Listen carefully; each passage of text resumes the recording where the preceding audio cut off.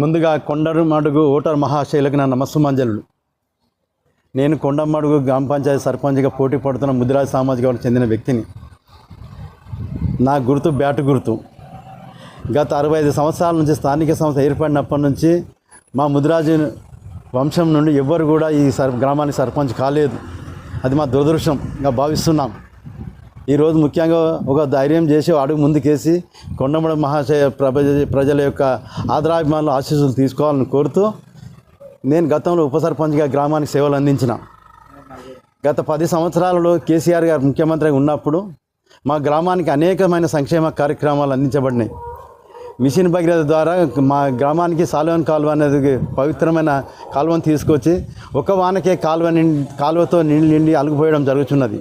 అటు కార్యక్రమం గ్రామ ప్రజలంతా హర్షించడం జరిగినది. కేసీఆర్ ప్రభుత్వంలో నీటికి పెద్దపీట వేసిందని. మరియు వితంతువులకు, ఒంటరి మహిళలకు వృద్ధాప్య పింఛన్లు అనేటి సంక్షేమ కార్యక్రమం ద్వారా తెలంగాణ ప్రజల మనసుకు మహనీయుడు మా కేసీఆర్ సార్ గారు. అనేక విధాలుగా ఏదైనా గొర్రె కాపర్లు కానీ, ముదిరాజులు కానీ అనేక వర్గాలకు అటువంటి సంక్షేమ అందించిన ఘనత గౌరవ ముఖ్యమంత్రి కేసీఆర్ గారిది. ఓ మాట అనేది కేసీఆర్ హనుమంతుడు లేని గుడి లేదు, అందరినీ సంక్షేమ కార్యం ఊరు లేదని చెప్పిన మహాబాట అనేటువంటి విషయం మనందరికీ సుపరిచితమే. ఈ గ్రామానికి ఉన్న మౌలిక సదుపాయాలు గౌరవ ఎమ్మెల్యే గారు ఏ కార్యక్రమం అయినా వెనుకాడకుండా డబుల్ రోడ్లు కానీ, సీసీ రోడ్లు కానీ, అండర్గ్రౌండ్ డ్రైనేజ్ కానీ అందించి ఎప్పటికప్పుడు అందుబాటులో ఉండి మా కొండమడుగు ప్రజల ఆదరాభిమానులు చూరగొన్న మహా వ్యక్తి మన పైల శేఖర్ రెడ్డి గారు అని చెప్పి గర్వంగా చెప్తున్నా. నేను ఈరోజు కొండమడుగు గ్రామానికి ముఖ్యంగా రవాణా సౌకర్యాలు కల్పించడం ద్వారా అనేక మంది విద్యార్థులు కానీ, ఉద్యోగస్తులు కానీ, శ్రామికులు కానీ కొంచెం ఇబ్బంది జరిగిన మాట వాస్తవం. గత 2 సంవత్సరాల కాంగ్రెస్ ప్రభుత్వం వచ్చింది. వాళ్ళు ముందరేసుకురు రేషన్ కార్డులు, ఇందిరమ్మ ఇండ్లని. ఏ ప్రభుత్వం ఉన్నా, ఏ ఎమ్మెల్యే ఉన్నా ప్రభుత్వం నుండి రావాల్సినటువంటి సంక్షేమ కార్యాలు రూటీన్గా వచ్చేది. అవి వీళ్ళు డాంబికాలు కొట్టిన అవసరం ఏం లేదు, ఎవరు ఇంట్లోకి వెళ్ళి ఇవ్వడం లేదు.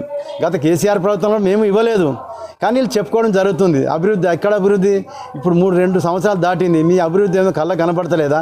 ఒక ఇందిరమ్మ ఇండ్లు అంటారు, రేషన్ కార్డులు అంటారు.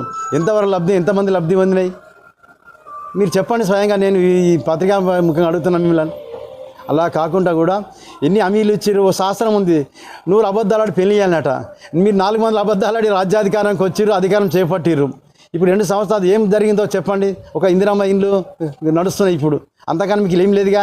అది కూడా ప్రభుత్వం నుంచి వచ్చే రొటీన్ కార్యక్రమంగా భావించవలసిన మీ ద్వారా కోరుచున్నాను. ఇప్పుడు నేను మా గ్రామానికి నేను ఇవ్వబోయే సంకేతం ఏంటంటే, హైదరాబాద్ కూతవేడు దూరం ఉంది, రవాణా సౌకర్యం సరిగా లేదు. బస్సులను అతి తొందరగా తీసుకురావడానికి ప్లాన్ చేస్తే గంటకు ఆర్టీసీ బస్సులు వేయడానికి ప్రయత్నం చేస్తున్నా.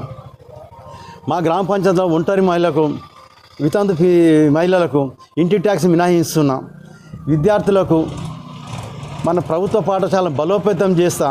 వాళ్ళందరికీ కూడా ఏదో కార్పొరేట్ స్థాయి విద్య ఏ విధంగా అందుతుందో ఈనాడు ప్రభుత్వ శాఖ బలోపేతం చేసి ఆ విద్యను ఈ ప్రభుత్వ పాఠశాలల్ని అందించడానికి శతవిధంగా కృషి చేస్తానని తెలియజేస్తున్నాను.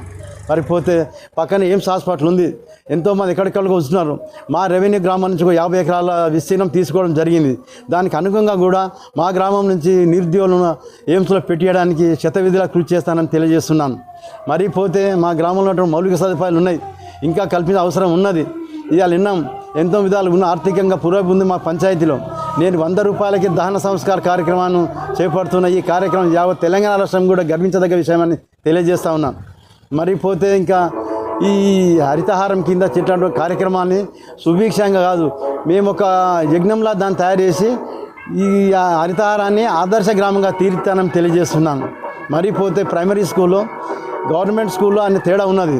ఈ గవర్నమెంట్ స్కూల్లో ఎల్కేజీ నుంచి యూకేజీ నుంచి ఇంగ్లీష్ స్థాయి స్టాండర్డ్ ఉన్నది. 5th నుంచి 1 to 5th అని ఎల్కేజీ యూకేజీ కూడా స్టాండర్డ్ తీసుకొచ్చి అందరికీ అందుబాటులో తీసుకోవాలని చెప్తున్నాం.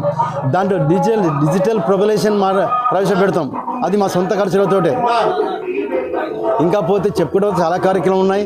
ఏదేమైనా ఇవాళ మా ఓట్ల ద్వారా అన్ని వర్గాలకు వేసినాం. మేము ముదిరాజులను ఓట్లు వేసి మేము అందరికీ గెలిపించినాం. ఈ గ్రామ ప్రజలంతా కూడా ఒకసారి మా ముదిరాజు ఓటేసి మమ్మల్ని గెలిపించవలసిందిగా ఈ పత్రికా విలేకరుల ద్వారా మీ అందరినీ కోరుతా ఉన్నాను. జై హింద్, జై ముదిరాజ్, జై తెలంగాణ. కొండమడుగు ఓటర్ మహాశయులకు బ్యాటు గుర్తుకే కనకమైన గోపాల్ గారిని అత్యధిక మెజార్టీ గెలిపించాలి.